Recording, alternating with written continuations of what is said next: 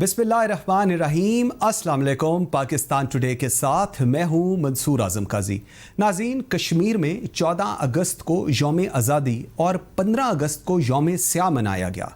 पाकिस्तान की आज़ादी के रोज़ खुशी और मुसर्रत का इजहार और हिंदुस्तान की आज़ादी के दिन यौम स्याह, यौम सोग मनाना कश्मीरियों का ये फ़ैसला है जो दुनिया पिछले 73 साल से देख रही है और आज भी खामोश है।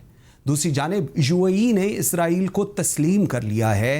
क्या इस इक़दाम से मुस्लिम उम्मा में कोई तशवीश होगी या फिर नहीं? और क्या दुनिया की सियासत एक नया बाब शुरू होने जा रहा है? इस तमाम सूरत हाल पर बात करेंगे अपने प्रोग्राम के पहले हिस्से में, और इसके लिए मुझे ज्वाइन किया है लेफ्टिनेंट जनरल गुलाम मुस्तफ़ा ने, लेफ्टिनेंट जनरल अशरफ सलीम साहब ने। थैंक यू वेरी मच जी, आप लोगों का बहुत शुक्रिया। Lieutenant general Ghulam Mustafa sahab, sir आपसे बात का आगाज़ करूँगा। Sir let's be very open on this. Pakistan अपना हाथ बांधे बैठा रहेगा और हम एक्सपेक्ट करते रहेंगे कि डोनाल्ड ट्रंप आके मेडिएट कराए कश्मीर के इशू को? सर क्या कहेंगे आप इस पे? देखिए, जब तक आप अपनी लड़ाई खुद लड़ने को तैयार नहीं होंगे उस वक्त तक कोई आपके साथ खड़ा भी नहीं होगा, कोई आपकी मदद को भी नहीं आएगा, और कोई आए भी क्यों? फ्रैंकली स्पीकिंग, जब आप खुद तैयार नहीं है तो फिर क्यों कोई आएगा? कोई दूसरा ये है कि क्या ये लड़ाई हमारी है? हो सकता है मैं गलत हूं, लेकिन मैं आज से नहीं, जब से मैंने कम से कम थोड़ी चीजें समझना शुरू की हैं, मुझे कभी कोई शक नहीं रहा कि भारत जब से ये पाकिस्तान मार्ज़ वजूद में आया है, और बाय द वे अगर पाकिस्तान न बनता तो फिर भारत का वजूद भी ना होता। एब्सोल्युटली। तो जब से पाकिस्तान मार्ज़ वजूद में आया है तो उस वक्त से भारत के दिल में ये एक दिले यज़दाब की कांटे की तरह खटकता है। उसमें ये उनके रास्ते का वो पत्थर है जिसको हटाए बगैर उनका ख्याल ये है कि जो उनके बड़े अज़ाइम में इस खत्ते में, कि वो एक तो अखंड भारत का उनके जहन में है, फिर दूसरा ख्याल ये है कि इस खत्ते में तो खैर उनकी हुकूमत होनी ही चाहिए, उनका राज होना ही चाहिए, बल्कि अब वो बहरा हिंद और इससे आगे भी निकलने की बात कर रहे हैं। तो इसलिए मुझे कभी कोई शक नहीं रहा कि जब भी मौका मिलेगा वो पाकिस्तान पे चढ़ दौड़ेंगे। और ये जो 5 अगस्त का इक़दाम था पिछले साल का, जो सिलसिले की एक कड़ी है, और अगर ये मेरे कश्मीर में जो बसने वाले पाकिस्तानी हैं वो अपनी जानों का, इज्जतों का, माल का, हर चीज़ का नजराना पेश ना करते रहते तो आज आप अंदाज़ा कीजिए कि भारत की फ़ौजें कहाँ खड़ी होती हैं। दरिया जेहलम पे सरहद होती है, और फिर उसके बाद जो पाकिस्तान जो हालात होते उससे मुझे कोई शक नहीं होता। इसलिए भारत तो अपनी रविश पे कायम है।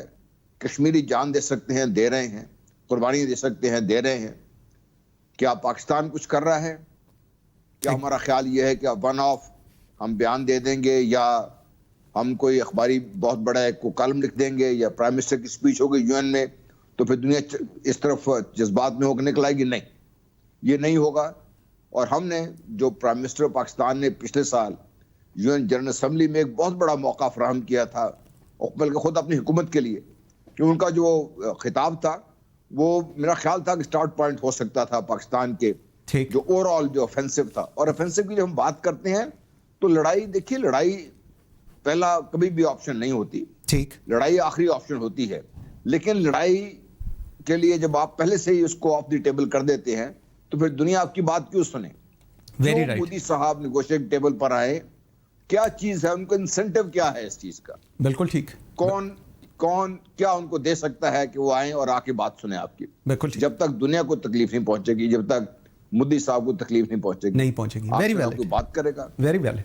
सर मुझे जरा ये पॉइंट जनरल अशरफ सलीम साहब के पास लेके जाने दीजिएगा। जनरल साहब, पाकिस्तान की आज़ादी के रोज़ खुशी और मुसर्रत का इजहार और हिंदुस्तान की आज़ादी के दिन यौम स्याह और यौम सोग, कश्मीरियों ने तो अपना फैसला कर दिया है। सर क्यों पाकिस्तान अब आज भी, जिस तरह जनरल साहब फरमा रहे हैं, सबमिसिव है? हमें अपना एटीट्यूड चेंज कब करना पड़ेगा और कब तक हम इंतज़ार करेंगे कि कोई आमद हो और कुछ चीज़ें ऑटोमेटिकली मैनेज हो जाएं, जो कि अपेरेंटली नज़र नहीं आता? जी थैंक यू जी। बात यह है कि बिल्कुल कश्मीरियों का एटीट्यूड तो बिल्कुल सही है।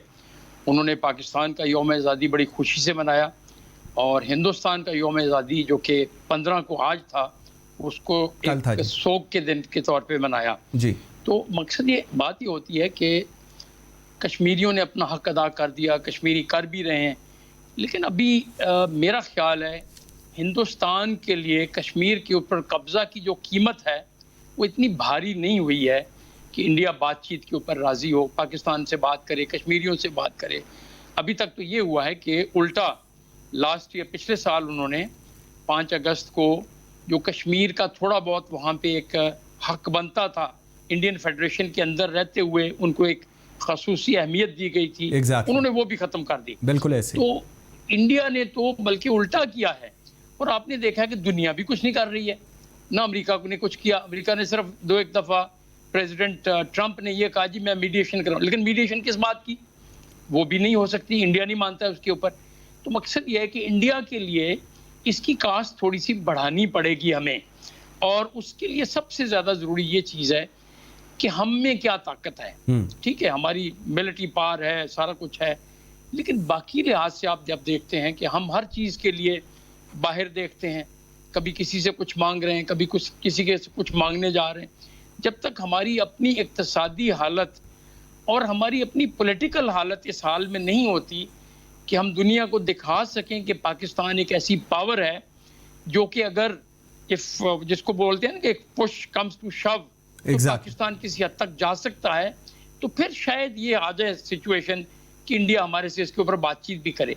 और उसके लिए ज़रूरी ये होता है कि आप अपनी मिलिट्री पावर को और स्ट्रॉन्ग करें। एब्सोल्युटली। जिसको कहते हैं ना जंग की तैयारी करो। ठीक। अगर आपने जंग से बचना है या अपना पॉइंट ऑफ व्यू दूसरे के ऊपर इम्पोज करना है, उसके लिए जरूरी है कि एक बेहतरीन जंग की तैयारी होनी चाहिए हमारी तरफ से। बिल्कुल ठीक है। मेरे साल में भी हमें बहुत कुछ करना बाकी है। ठीक। जय गुलाम मुस्तफा साहब, बिल्कुल I really want to take this point forward. UNGA की स्पीच, डिप्लोमेटिक लेवल के ऊपर पाकिस्तान की कोशिशें ये सारी जगह चल रही हैं, लेकिन जिस तरह अभी जनरल अशरफ सलीम भी फरमा रहे हैं, आप भी कह रहे हैं कि हमें तैयारी करनी है। अगर हमने इस चीज़, if we are serious about this business, तो we need to prepare ourselves accordingly. क्या व्यू है सर इस पे आपका? देखिए, कोई इसमें दो राय तो है नहीं है। हम दोनों तो खैर सोल्जर्स हैं और हमारी सोच शायद फिक्स हो सकती है या सब्जेक्टिव हो सकती है, लेकिन आप सरदार मसूद जो आज़ाद कश्मीर के सदर हैं, हमारे डिप्लोमेट भी हैं वो, और बहुत अच्छे डिप्लोमेट गिने जाते रहे हैं वो। जब वो ये बात करना शुरू कर दें कि पाकिस्तान ने ये जंग को जो टेबल से हटा दिया है, ये अच्छा इक़दाम नहीं किया, जब वो ये बात करना शुरू कर दें कि कश्मीर के मसले पर पाकिस्तान के पास टाइम लिमिट्स हैं, ये टाइम सेंसिटिव है सारा कुछ, क्योंकि अगर आपने जिस तरीके से देखिए, हम तो एक तारीख नहीं समझते अपनी। जम्मू में जब ये पाकिस्तान मार्ज़ वजूद में आया और कश्मीर का मसला खड़ा हुआ, तो वो बनिया उस वक़्त से तैयार था, क्योंकि उन्होंने ये अंग्रेज के साथ मिलकर कश्मीर को बाकायदा छीना था हमसे, और अंग्रेज ने बाकायदा ये उनको दिया था ये। तो उन्होंने जम्मू का जो डेमोग्राफिक्स थी वो चेंज करने के लिए उन्हें ऐलान कर दिया कि जो भी पाकिस्तान जाना चाहते हैं आइए, हम उनको ले जाएंगे। ऑलराइट। जम्मू में 1.5 लाख मुसलमानों का मेरे ख्याल नवंबर 48 में उनको तय कर दिया गया। उसके बाद डेमोग्राफिक बदल गई। उसके बाद ठीक, अब वही काम वो करने जा रहा है और कर रहा है, शुरू कर दिया वो उसने। और हाफिज सईद, उनसे लोगों के लाख इख्तलाफात हो सकते हैं। आज से 4 साल 5 साल पहले उन्होंने मीडिया के दोस्तों को बुलाकर, और मैं भी उनमें शामिल था, बड़ा वार्निंग दी थी और ये प्लान वाज़ेह किया था। अब वो जो डेमोग्राफिक्स चेंज करने की कोशिश कर रहे हैं, और अगर 1-2 साल का टाइम मिल गया उसको, और दुनिया उसको बाकायदा टाइम दे रही है उसको, ठीक, दुनिया उसको टाइम दे रही है कि जो कर रहा है वो कर ले। बिल्कुल। अगर पाकिस्तान भी उसको टाइम देता रहा तो ये फेड अकम्पली पाकिस्तान के हाथ में होगा। पाकिस्तान क्या करेगा इसको? ऑलरेडी हम जो बात करते हैं, मैं अपने प्राइम मिनिस्टर के मुंह से ये बात, वो अगर ये बात ना भी करें कि भाई हम जंग नहीं करेंगे हम उनसे, भाई आपको बात कहने की जरूरत क्या है? Absolutely, absolutely. ठीक ठीक। नंबर 1। नंबर 2, देखिए जी, जंग फौज नहीं लड़ती। फौज इस कौम के हाथ में एक हथियार है। जिस दिन ये कौम तैयार होगी अपने हथियार को इस्तेमाल करने के लिए, फौज अपनी जान कुर्बान कर देगी। Very right. जंग कौम ने लड़नी है। Very right. कौम को तैयार करने के लिए मेरी पॉलिटिकल लीडरशिप इस वक्त, ना सिर्फ जिस तरह भी जनरल सलीम भी कह रहे थे, मैं 100% एग्री करता हूं, हम सियासी तौर पर तिनके की तरह बिखरे हुए हैं, तिनका तिनका इस तरफ। हमारा कोई वाज़ेह मकसद नहीं है। आज आप जाके अपनी यूनिवर्सिटियों में पूछिए कि आपका नेशनल बयानिया क्या है, कश्मीर कहाँ फिगर आउट करता है, आप हैरान हो जाएंगे जिनके कि 90% हमारे जो स्टूडेंट्स हैं उनको अंदाजा ही नहीं है कि हम कितनी बड़ी जो मुसीबत है हमारे सर पे खड़ी है अगर हम नहीं जागे। ठीक हो गया। जनरल अशरफ सलीम, आपकी तरफ थोड़ा आगे चलता हूँ। यूएई ने इजराइल को सर एक्सेप्ट कर लिया है। सर वो जो मुस्लिम उम्मा का कॉन्सेप्ट, और हम कोशिश करते हैं कि जी पूरी बात करें मुस्लिम उम्मा की, ये जो आज की नई मुस्लिम लीडरशिप है ये उसके साथ अलाइंड नहीं है। इनके अपने इंटरेस्ट हैं, might be business, might be anything else, और उनके लिए प्रायोरिटी वो नहीं बल्कि चेंज हो गई हैं। Is that correct?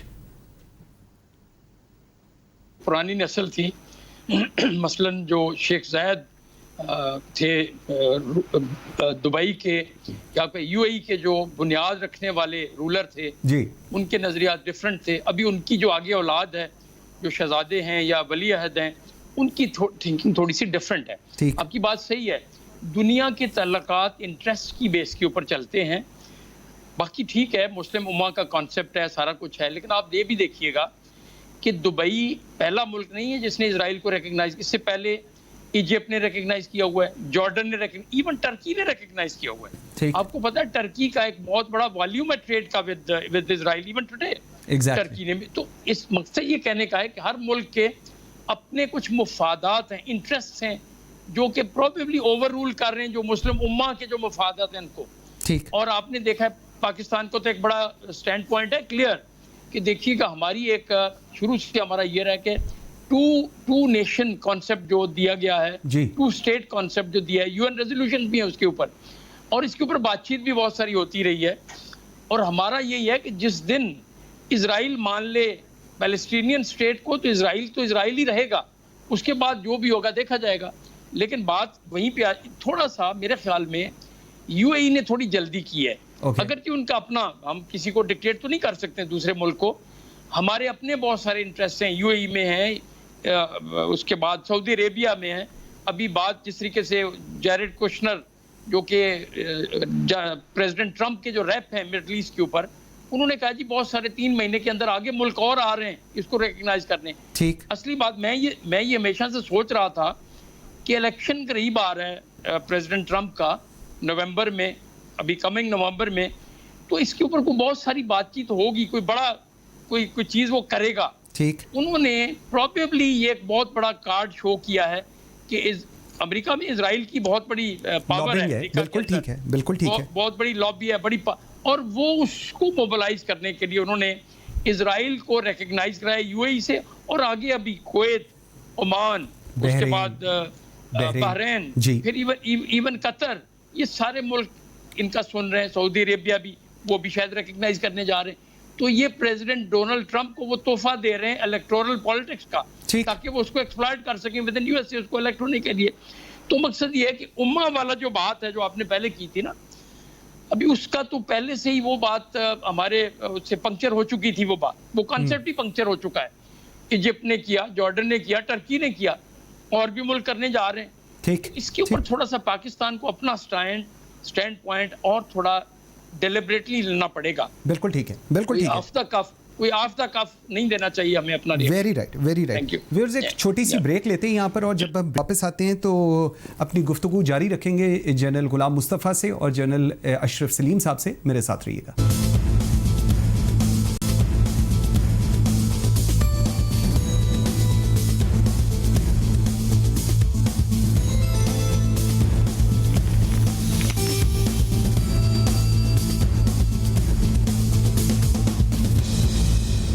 Welcome back after the break ji. Lieutenant general Ghulam Mustafa sahab, sir मैं I really want to take this thing, जिस तरह भी जनरल अशरफ सलीम भी फरमा रहे हैं, इन्होंने कंट्रीज़ का भी मेंशन किया। सर लास्ट ईयर ब्रीच तो हो गई थी जब यूएई ने अपना हाईएस्ट सिविल अवार्ड जो था नरेंद्र मोदी को दिया था। पाकिस्तान ने इसके ऊपर रिजर्वेशंस भी शो की, प्राइवेटली इसको कंडेम भी किया, लेकिन एक बार तो सेट हो गई थी। सो इस वक्त एक्सेप्ट करना कौन सी कोई ऐसी चीज है जिसको लेकर दोबारा एक थोड़ी तशवीश हम देखते हैं specifically on this side of the world नजर आ रही है जी?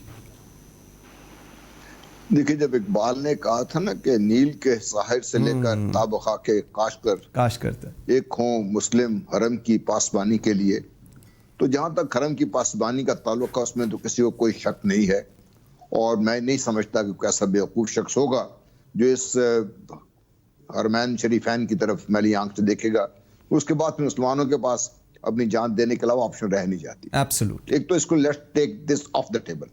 ठीक। नंबर 2, उम्मा का जो कॉन्सेप्ट है ना जी, बेसिकली ये कभी एक मिराज था जो पाकिस्तान के बाहर बहुत कम लोग इसको जानते भी थे, सोचते भी थे, बात भी करते थे। जो गैर मुस्लिम थे वो तो हमें एक उम्मत के लिहाज से देखते हैं, वो तो हमें समझते हैं कि मुसलमान हैं, फंडामेंटलिस्ट हैं, मुसलमान एक्सट्रीमिस्ट हैं, वो तो सर देखते हैं ये। लेकिन हम जब आपस में मिलके बैठते हैं तो हम में फिर अरब है, अजम है और इस वगैरह वगैरह ये हमारे मसाइल चलते हैं। फिर हम में तफरकाबाजी है, कुछ सुन्नी है, कुछ शिया है, कुछ शियों में अलग मसाइल हैं, कुछ सुन्नियों में अलग मसाइल हैं। तो एक तो अल्लाह के फजल से हमने अपने आप को इस तरीके से रेजा रेजा कर दिया है कि हमारा इकट्ठा होना पॉसिबल है ही नहीं। हमें इसके बारे में सोचना बहुत पहले बंद कर देना चाहिए था। देखिए, यूएई ने जो कुछ किया, आप ये क्यों भूल जाते हैं कि मैं जो बात करने लगा हूं शायद इसके बारे में आपने ज्यादा गौर किया होगा। कराची की जो फॉल है या कराची की जो तबाही है और दुबई का जो राइज है, अब देखिए ये टाइम तकरीबन एक जैसा नहीं है, एक वक्त नहीं शुरू हुई है। आपको शायद ये अंदाजा नहीं है कि 2001-2002 में जब बलूचिस्तान में तखरीबकारी शुरू हुई और 2002 में टू बी स्पेसिफिक ये जो Balochistan so called liberation army है इसने काम शुरू किया, तो ये ज़बान ज़द आम था कि इसमें हमारे जो चंद ना समझ दोस्त हैं वो भी अपने जोर लगा रहे हैं कि ग्वादर ना बन पाए। ठीक। क्योंकि ग्वादर बहुत से लोगों को बहुत ज्यादा दुखता है। ओके। इसमें बाकी लोग तो आप छोड़ दीजिए, दुबई को बहुत दुखता है ये। ठीक। अगर ग्वादर ऑपरेशन हो जाए, अगर कराची पोर्ट ऑपरेशन हो, कराची एयरपोर्ट ऑपरेशन हो, तो अगर ये जब चीजें होंगी तो फिर दुनिया को उस तरफ जाने की जरूरत नहीं पड़ेगी। उन्होंने अपने आप को बहुत ज्यादा ओपन करके एक सोसाइटी बना के वो एक अपने आप को टूरिस्ट रिजॉर्ट बना के पेश कर दिया है। और अब वो उनको दो मसाइल बने हुए हैं। एक तो जो ट्रम्प साहब को इलेक्शन जितवाना है उन्होंने, नंबर 2 उनको जो ईरान की जो बॉगी है वो उनके ज़हन में खड़ी है।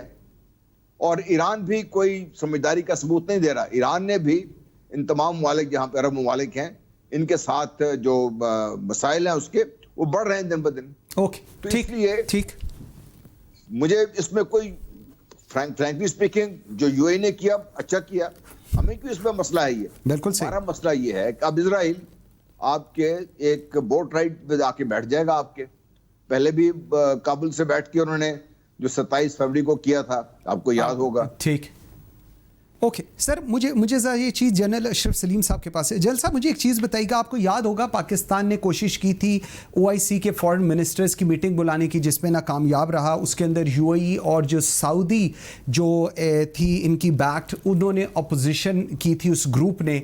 सो अब UAE ने इसको इजराइल को एक्सेप्ट कर लिया है। सो उन्होंने दैट एक्चुअली मीन्स कि they are trying to go closer to America, because ये एक वो एक आप समझे एक थिंक टैंक है जो बताता है कि जी इस तरह, one of the think tanks जिसका ये व्यू है कि जी ये सारी चीज़ें जो एंड कर रही हैं, जिस तरह आप भी पहले फरमा रहे थे, जल साहब भी फरमा रहे हैं, इट्स एंडिंग कि having a close tie with America and Israel is an illegitimate baby of America जिसके साथ अच्छा रिलेशन करना ज़रूरी है। इसमें बात यह है कि दुनिया में इस वक्त जो नई रीअलाइनमेंट्स हो रही हैं, ग्लोबल लेवल के ऊपर जो रीअलाइनमेंट्स हो रही हैं, आप उसको जरा देखिएगा कि एक तरफ अमेरिका है, अमेरिका अपनी जो सुपर पावर शिप जो है उसको लूज नहीं करना चाहता है, और वो ये भी नहीं चाहते हैं कि उनके मुकाबले में कोई और सुपर पावर दोबारा उभर के आ जाए, रशिया आ जाए या चाइना एक ऐसी सुपर पावर बन जाए जिसका इन्फ्लुएंस फार एंड वाइड हो और अमेरिका को वो चैलेंज कर सके। ठीक। तो एक तरफ वो है, दूसरी तरफ चाइना का एक ब्लॉक बन रहा है जिसमें चाइना को रशिया भी सपोर्ट कर रहा है, हो सकता है बाकी ममालिक भी उसके साथ आ जाएं।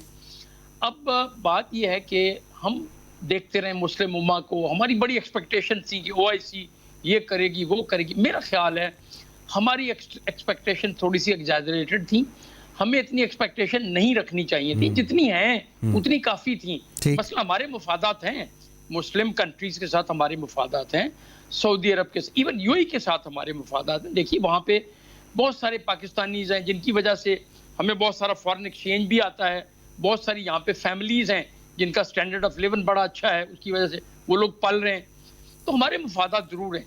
लेकिन अभी ये जो नई सिचुएशन है इसमें देखना होगा, जन साहब ने बिल्कुल सही फरमाया कि कराची का उभरना या कराची का नीचे जाना दुबई से जब आप रिलेट करते हो, और इससे भी एक बड़ी बात पहले हो चुकी है।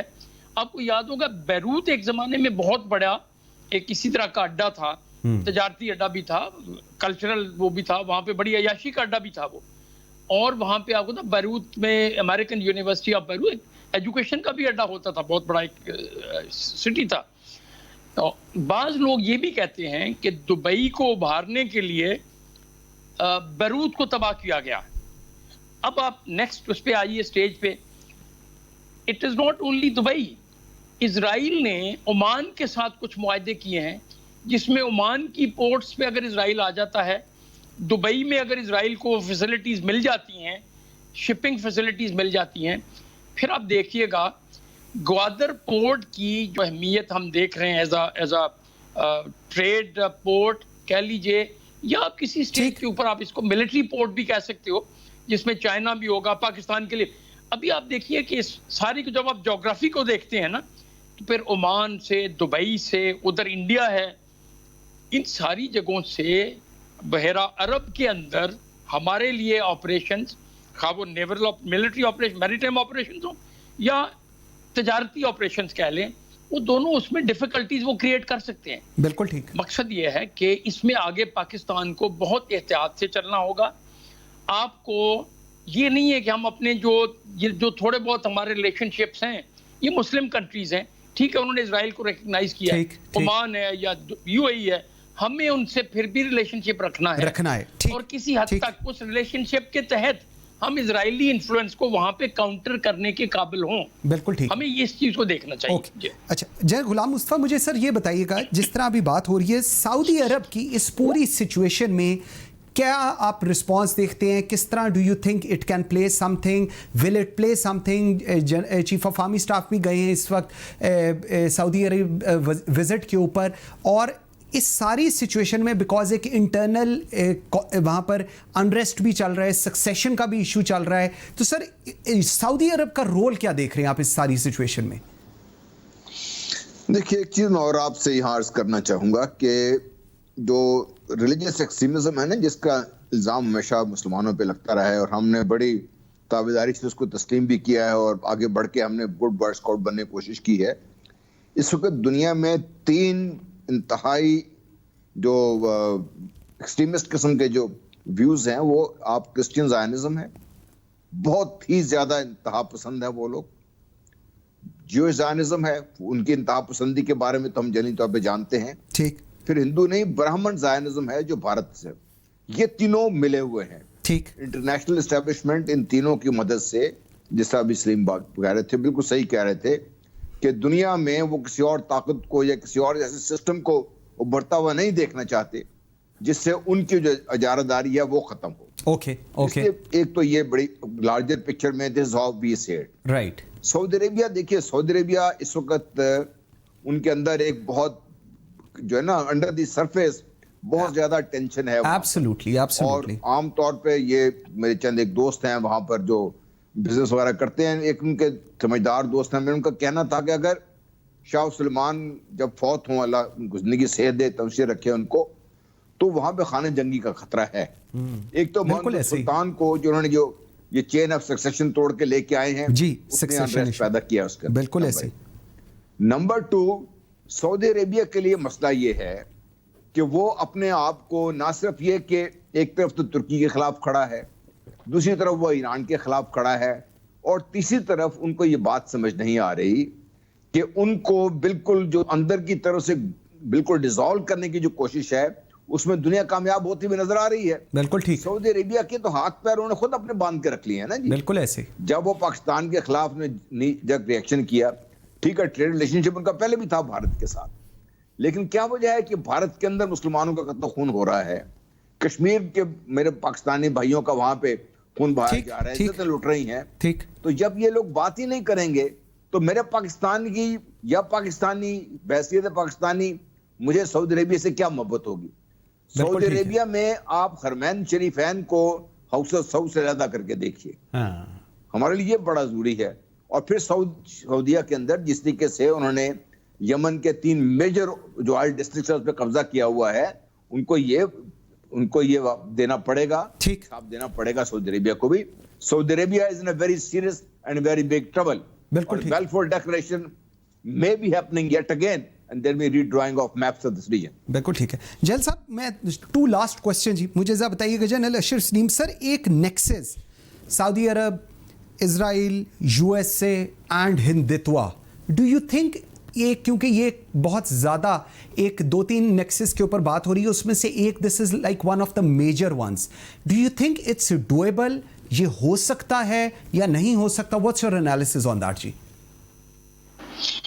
देखिए जी, एक नेक्सस जो आपने पहले नेक्सस की बात की है ना, जिसमें क्रिश्चियन ज़ायनिज़्म है, एग्जैक्टली जूइश ज़ायनिज़्म है, ब्राह्मण ज़ायनिज़्म जो जन साहब ने एक टर्म यूज की है, बिल्कुल ये नेक्सस तो ऑलरेडी है, ये तो चल रहा है। और इससे they are already operating against Pakistan in various garbs. Okay. इसमें के पाकिस्तान के अंदर ये शरारतें जो करवाना है ये भी करवा रहे हैं। फिर जो पाकिस्तान के एनिमी नंबर 1 है इंडिया, उसको सपोर्ट कर रहे हैं।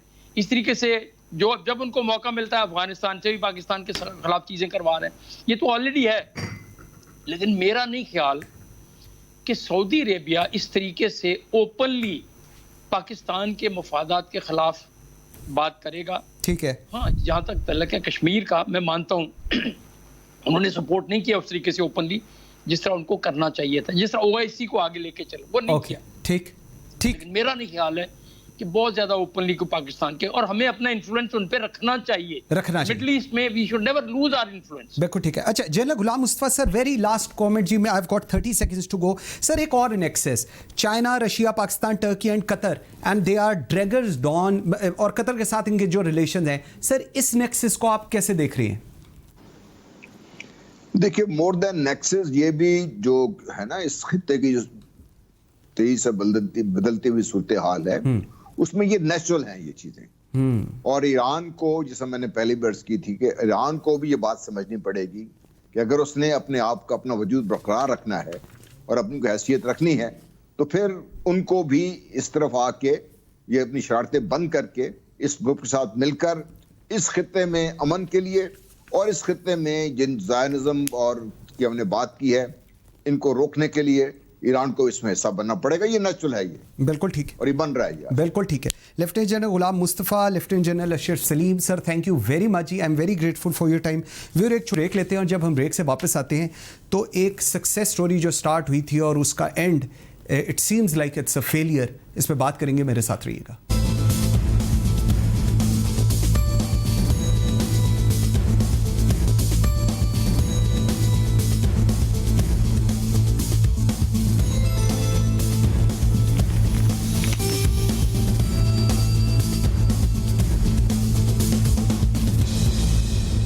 नाज़रीन, खैबर पख्तूनख्वा इमरान खान साहब की, पाकिस्तान तहरीक इंसाफ की एक सक्सेस स्टोरी है जिसको इमरान खान साहब हर जगह उस पर बात भी करते हैं, बताते भी हैं।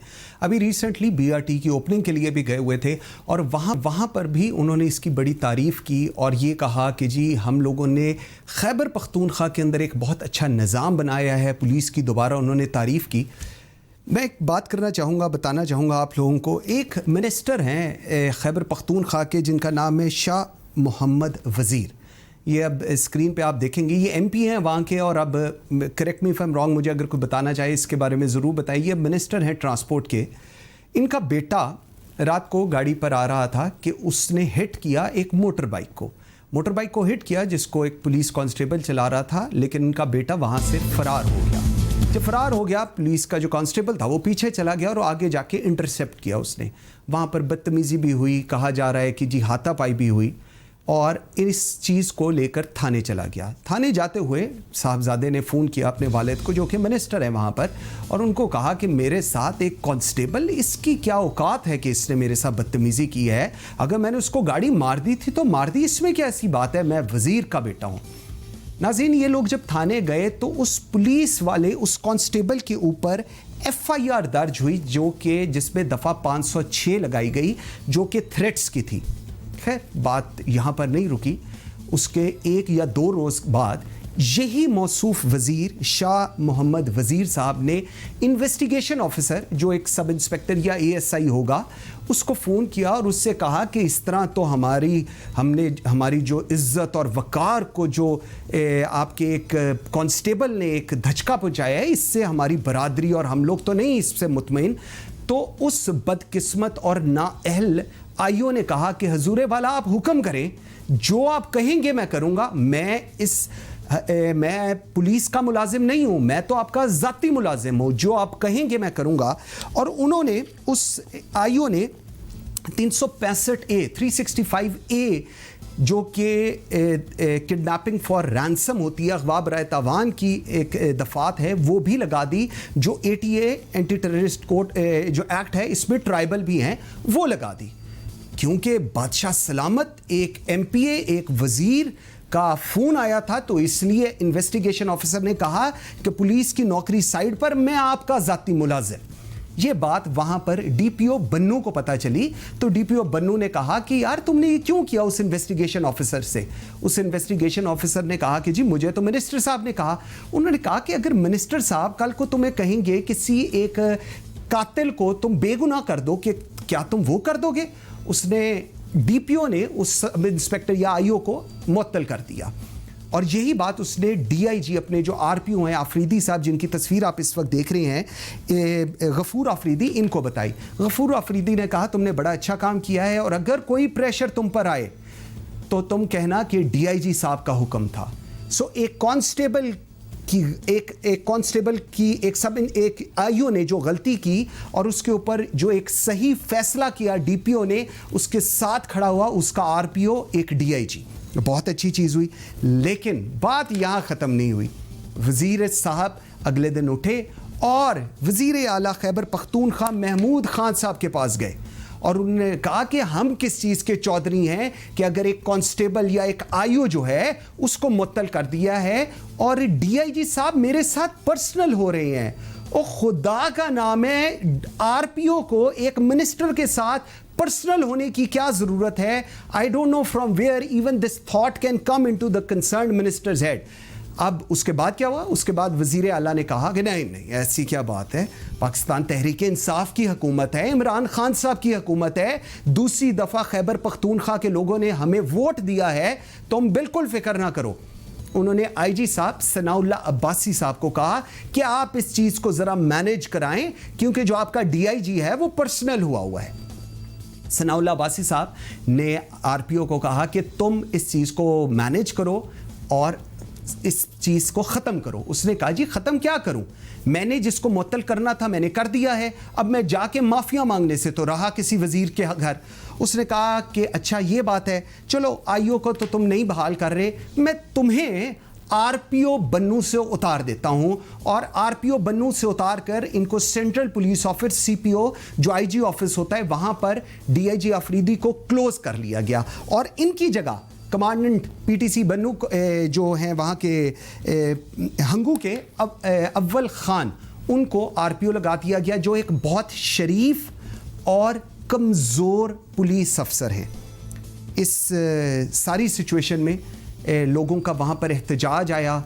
लोगों ने वहाँ पर, ये हम वीडियोस भी अभी देख रहे हैं साथ साथ, लोगों का एक एहतजाज था कि क्यों इस DIG को वहाँ से ट्रांसफ़र किया गया है, ये वो DIG और ये अवाम है। नाज़रीन, जिस पुलिस पर क्रिटिसिज्म हम लोग करते हैं, ये अवाम उस पुलिस को अपने कंधों में उठाकर जा रही है कि तुमने ठीक किया। और ये है असल में पाकिस्तान और ये है असल में पाकिस्तानी जो इस तरह इज्जत करते हैं ईमानदार अफसरान की। लेकिन एक वजीर जीत गया और पूरा पुलिस का महकमा हार गया। ये हार किसी और की नहीं, ये हार इमरान खान की हार है, ये हार इंसानियत की हार है, ये हार सच की हार है, ये हार हर उस अफसर की हार है जो ईमानदारी से, जो इबादत समझता है अपने काम को। इस पूरी सिचुएशन में हमने क्या देखा? IG खैबर पख्तूनख्वा ने अपनी नौकरी बचा ली, बड़ा अच्छा किया। एक एक्सीलेंट वर्क काम किया गया डीआईजी अफरीदी की तरफ से, जिसको पूरी कौम सलाम पेश करती है। लेकिन एक चीज़ मैं ज़रूर कहूँगा कि एक अदालत यहाँ पर लगी है और एक अदालत मेरे रब के ऊपर भी है, और उस अदालत में कोई उनका जो एसओपी है वो ऐसा एसओपी नहीं है। इमरान खान साहब, आपने पाकिस्तान तहरीक इंसाफ ने पुलिस रिफॉर्म्स शुरू किए थे खैबर पख्तूनख्वा में, और आज पुलिस रिफॉर्म्स का जनाजा खैबर पख्तूनख्वा से निकल रहा है। अगर आप संभाल सकते हैं तो संभाल लें। मुझे मंसूर आजम काजी को इजाज़त दीजिए। अल्लाह हाफ़िज़।